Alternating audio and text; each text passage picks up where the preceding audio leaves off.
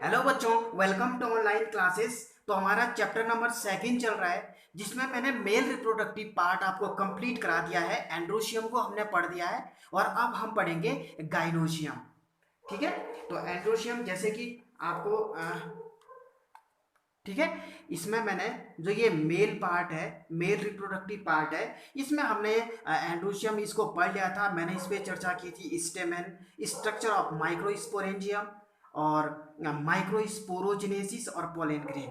ठीक है, यानी कि ठीक है। और आज हम पढ़ेंगे फीमेल रिप्रोडक्टिव पार्ट। ठीक है, फीमेल रिप्रोडक्टिव पार्ट में हम पिस्टिल पढ़ेंगे आज। सिंपल आज थोड़ा छोटी छोटी बातों पे चर्चा करेंगे। ठीक है, और इसको भी हम चार भागों में डिवाइड करके पढ़ेंगे। पहला पिस्टिल या कार्पेल, दूसरा मेगा स्पोरेंजियम और तीसरा हो जाएगा मेगा स्पोरोजेनेसिस और उसके बाद एम्ब्रियोसेक। यहाँ पर पोलन ग्रेन बनती है तो यहाँ पर एम्ब्रियोसेक बनता है। और मेल रिप्रोडक्टिव पार्ट और ये है फीमेल रिप्रोडक्टिव पार्ट। ठीक है, तो इस तरह से आज हम शुरू करते हैं गाइनोशियम। ठीक है, गाइनोशियम बच्चों आज हम पढ़ेंगे फीमेल रिप्रोडक्टिव पार्ट। ठीक है, यानी कि मादा जनन भाग, पुष्प का मादा जनन भाग के बारे में पढ़ेंगे। ठीक है, और जो ये फीमेल रिप्रोडक्टिव पार्ट होता है, ये होता है बच्चों गाइनोसियम। देखो, मैंने आपको फर्स्ट लेक्चर में बताया था कि हमेशा क्या होता है कि कोई भी जो फ्लावर होती है उसमें दो एसेंशियल रिंग होती है। क्या होती है? दो एसेंशियल रिंग होती हैं उसमें। एक रिंग होती है एंड्रोशियम की और दूसरी रिंग होती है गाइनोशियम की। एंड्रोशियम की रिंग मेल रिप्रोडक्टिव पार्ट को रिप्रेजेंट करती है और गाइनोशियम रिंग जो होती है वो फीमेल रिप्रोडक्टिव पार्ट को रिप्रेजेंट करती है। और जो गाइनेशियम बना होता है बच्चों, ठीक है, ये रिप्रेजेंट करता है क्या, फीमेल रिप्रोडक्टिव पार्ट को। और ये बना होता है किससे? पिस्टिल, या फिर हम इसे कहते हैं कार्पेल। ठीक है, मैं कह सकता हूं एक तरह से गाइनोशियम की यूनिट है ये। यानी कि गाइनोशियम की रिंग जो बनी होती है वो किससे बनी होती है? पिस्टिल या कार्पेल से बनी होती है। पिस्टिल यानी कि आप इसको स्त्री केसर कह सकते हैं। ठीक है, और या फिर इसको कार्पेल भी कहते हैं। तो ये एक तरह की इसकी यूनिट है, क्योंकि बहुत सारे पिस्टिल स्त्री केसर या स्त्री केसर से ही मिलकर के बना होता है क्या, गाइनोशियम। ठीक है भाई, तो आज हम गाइनोशियम पे चर्चा करेंगे और चलिए आगे देखते हैं। तो बेसिकली गाइनेशियम को हम टू पार्ट में डिवाइड करेंगे। ठीक है, टू पार्ट में डिवाइड करेंगे। अगर अगर क्या है, जो गाइनेशियम बना है वो सिंगल पिस्टिल से बना है, सिंगल पिस्टिल या कार्पेल, या कार्पेल। अगर गाइनेशियम सिर्फ एक स्त्री केसर या एक पिस्टिल या एक कार्पेल से बना है तो इसको कहेंगे मोनोकार्पिलरी, मोनोकार्पेलरी, इसको कहेंगे मोनोकार्पिलरी। और अगर गाइनेशियम क्या है, बहुत अधिक स्त्री केसर से, एक से अधिक स्त्री केसर से मिलकर के बना है। ठीक है ना, यानी कि मैं कह सकता हूं मोर देन वन कार्पेल या पिस्टिल। ठीक है, हमारी बुक में पिस्टिल लिखा हुआ है, लेकिन पिस्टिल और कार्पेल एक ही चीज है। अगर एक से अधिक पिस्टिल या कार्पेल यानी कि एक से अधिक स्त्री केसर से मिलकर के बना है तो इसको हम फिर बोलते हैं मल्टी कार्पेलरी। ठीक है, एक से अधिक स्त्री केसर से मिलकर के बना है तो इसको कहते हैं मल्टी कार्पेलरी। हिंदी में बच्चों इसको कहते हैं, हिंदी में इसके लिए वर्ड यूज किया जाता है एकांडपी, एकांडपी। और इसके लिए किया जाता है बहुअंडपी, एकांडपी और बहुअंडपी। ठीक है, अब जो ये मल्टी कार्पेलरी कंडीशन या मल्टी कार्पेलरी है बच्चों, ये एकांडपी है, इसको भी हम फर्दर टू पार्ट में डिवाइड करते हैं। ठीक है ना, ठीक है, एकांडपी और मोनोकार्पिलरी और मल्टी कार्पिलरी।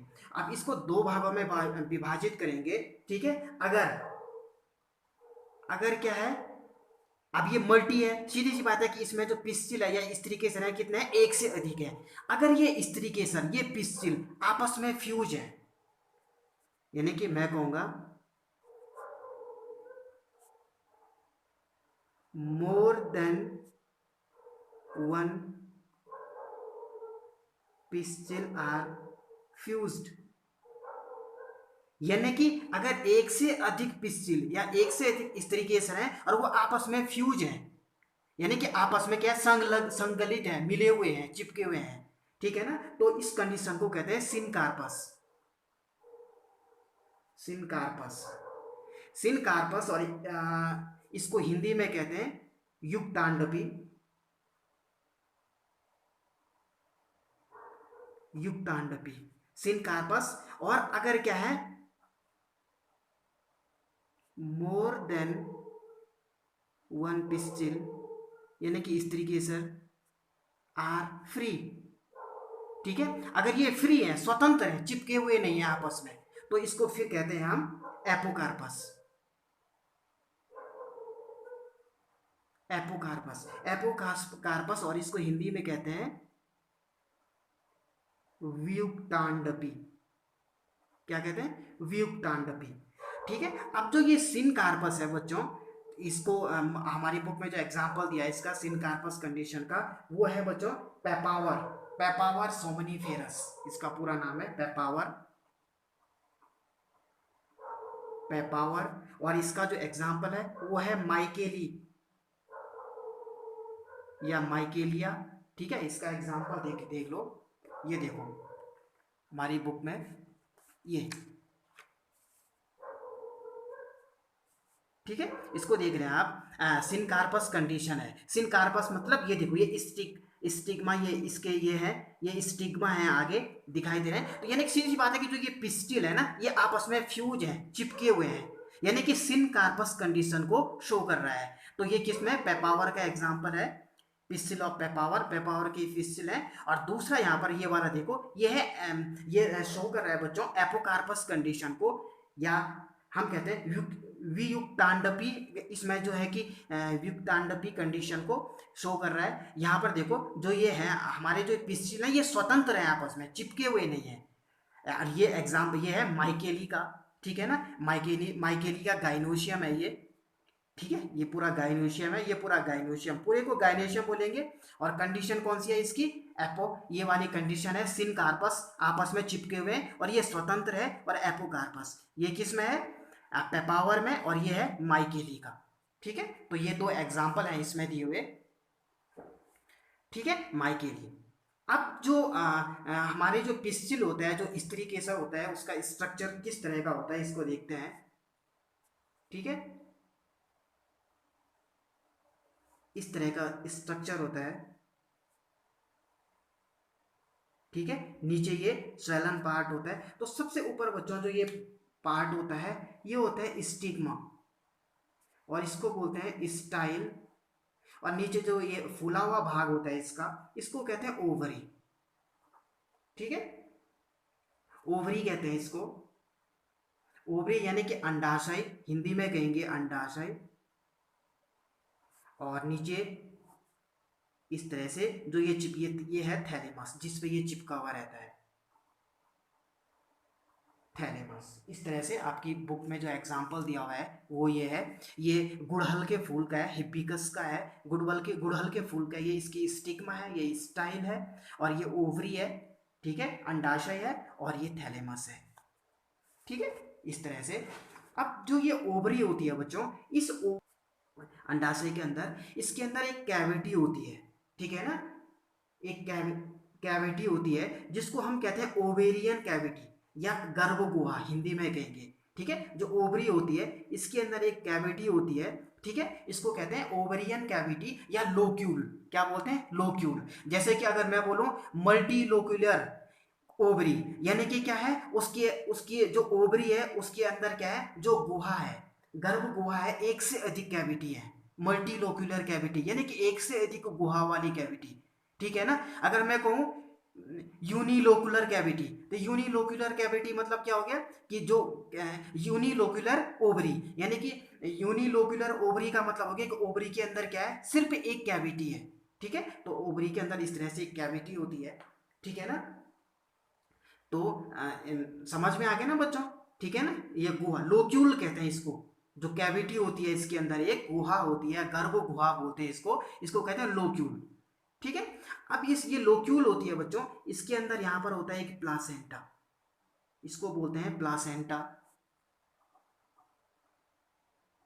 ठीक है, प्लासेंटा। और आपकी हिंदी वाली बुक में अपरा कहा होगा इसको, शायद मेरे को ठीक से ध्यान नहीं आ रहा पर लेकिन शायद अपरा कहते हैं। और इसके ऊपर लगा होता है बच्चों माइक्रोस्पोरेंजियम, यानी कि ओव्यूल। माइक्रोस्पोरेंजियम यानी कि ओव्यूल। ठीक है, माइक्रोस्पोरेंजियम यानी कि ओव्यूल, माइक्रोस्पोरेंजियम किसके ऊपर लगा है? ये प्लासेंटा के ऊपर लगा है। और आपके पास सिंपल सा एक क्वेश्चन आता है कि वो किसको कहते हैं, प्लासेंटेशन किसको कहते हैं? ठीक है, प्लासेंटेशन किसको कहते हैं? तो प्लासेंटेशन कहते हैं प्लासेंटा के ऊपर ओवरी के अरेंजमेंट को प्लासेंटेशन कहते हैं। और ये अलग अलग तरह से अरेंजमेंट होती है बच्चों, आपने कक्षा 11 में पढ़ा होगा कि किस तरह से प्लासेंटेशन कितने टाइप्स का होता है, ये आपने 11th में पढ़ा होगा। अगर आपको ध्यान नहीं आ रहा है तो आप 11th की बुक को उठा करके देख सकते हैं। ठीक है, अब क्या होता है? ठीक है, या बीजांड, ओव्यूल यानी कि बीजांड। ठीक है, अब देखो, अगर इस अंडाशय, ये अंडाशय है यानी कि ओवरी। ठीक है, ये है ओवरी। ओवरी के अंदर क्या है, यानी कि अंडाशय के अंदर क्या है, बीजांड है। अगर अंडाशय के अंदर एक से अधिक बीजांड भी हो सकते हैं और अंडाशय के अंदर केवल क्या हो सकते हैं, एक बीजांड भी होता है। ठीक है ना, number of ovules in an ovary may be 1, यानी कि अगर क्या है कि इस बीजांड के अंदर सिर्फ क्या है, एक बीज है, तो वो उसके एग्जाम्पल मैं बता रहा हूं आपको। जैसे कि आपको धान, व्हीट, सॉरी गेहूं, व्हीट आपको देखने को मिलेगा, या फिर पैडी यानी कि गेहूं, धान। ठीक है, ये किसके एग्जाम्पल है? इसमें क्या होगा, बीजांड के अंदर सिर्फ एक बीज होगा, उसके एग्जाम्पल है। आपकी बुक के जो एग्जाम्पल है मैं वही बता रहा हूँ, आपको कंफ्यूज करने के लिए एक्स्ट्रा नहीं बताऊंगा। ठीक है, गेहूं, धान, ये कैसे एग्जाम्पल है कि ओवरी के अंदर सिर्फ एक ओव्यूल होगा। ठीक है, और अगर एक से अधिक है, ठीक है ना, अगर एक से अधिक है, यानी कि मैं लिखूंगा ओवरी के अंदर एक से अधिक ओव्यूल है, तो उसके एग्जाम्पल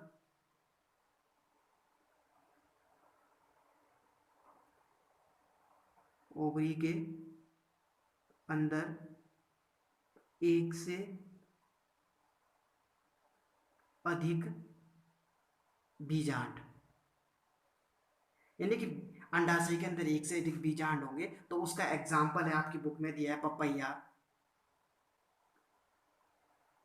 पपैया, पपीता, वाटरमेलन। वाटरमेलन यानी कि तरबूज, आपने देखा होगा तरबूज के अंदर भी बहुत सारे बीज होते हैं, वाटरमेलन। ठीक है, वाटरमेलन के अलावा इसका एग्जाम्पल आर्किड्स है। ठीक है, तो आज हमने पढ़ा पिस्सिल, और पिस्सिल एंड गाइनोशियम, गाइनोशियम की यूनिट पिस्सिल, और पिस्सिल के पार्ट, पिस्सिल किसको कहते हैं, यानी कि गाइनोशियम अगर सिंगल पिस्सिल है तो उसको एकांडपी कहते हैं, और अगर मोर देन वन कार्पेल या पिस्सिल है तो उसको मल्टी कार्पेलरी कहते हैं। ठीक है ना, और उसके बाद हमने पढ़ा कि जो मल्टी कार्पेलरी होते हैं वो मोर देन वन पिस्सिल फ्यूज्ड है। अगर इस तरीके से आपस में चिपके हुए हैं, फ्यूज हैं, तो उसको सिनकार्पस कंडीशन बोलते हैं या युक्तांडपी। और ये हमें देखने को मिलता है पेपावर में। पेपावर में का एग्जाम्पल मैंने आपको दिखाकर बताया था। ठीक है, और अगर जो पिस्सिल या इस तरीके से आपस में फ्री हैं, बिल्कुल फ्री हैं, स्वतंत्र हैं, तो उसको एपोकार्पस कंडीशन कहते हैं। या इसका माइकेलिया मैंने आपको बताया था, माइकेलिया का एपोकार्पस बताया था, या युक्तांडपी भी इसको कहते हैं। उसके बाद हमने स्ट्रक्चर बताया था मैंने कि ये हमारा एक इस तरीके सर का हमने एक यहाँ पर एक इस पूरा पिस्टिल का एक स्ट्रक्चर बताया था। सबसे ऊपर कहते हैं स्टिग्मा, ठीक है ना। स्टिग्मा जो होती है बच्चों, ये लैंडिंग पार्ट होता है पोलन ग्रेन का, यानी कि पोलन ग्रेन क्या होती है, इसी पार्ट पे क्या होती है, लैंड करती है। जो परागकण बने थे वो यहीं पर आकर के ठहरते हैं। और बच्चों जो परागकण होता है, परागकण और स्टिग्मा के बीच में एक रासायनिक संवाद होता है, केमिकल डायलॉग होता है, एक रासायनिक संवाद होता है। यानी कि स्टिग्मा पर अगर किसी इसी इसी फ्लावर का पोलन ग्रेन अगर यहाँ पर आएगा तो वही फ्यूज करेगा। अगर कोई और पिस्सिल, अगर यहाँ कोई और पोलन ग्रेन अगर स्टिग्मा पर आता है तो वो कभी फ्यूज नहीं करेगा। समझ रहे हो ना। तो इसका मतलब क्या है कि स्टिग्मा और पोलन ग्रेन के बीच में एक रासायनिक संवाद होता है, और ये स्टाइल एक लंबा फिलामेंट होता है सिलिंड्रिकल, ठीक है। और यहाँ से एक पोलन ट्यूब बनती है जो यहाँ से होकर के ओव्यूल तक पहुँचती है, ठीक है। हाँ, तो इस तरह से आप इसको पढ़ लीजिएगा अच्छे से। जहाँ पर समझ में नहीं आया, हमारा जो ऑनलाइन स्टडी का व्हाट्सएप ग्रुप है उसमें मुझे क्वेश्चन पूछ सकते हैं, उसमें मैसेज कर सकते हैं, या फिर इसी वीडियो के नीचे एक कमेंट बॉक्स होगा, आप कमेंट बॉक्स में मुझे कमेंट लिख सकते हैं कि सर यहाँ पर समझ में नहीं आया, ठीक है। पढ़ाई करते रहिए, ऑल द बेस्ट।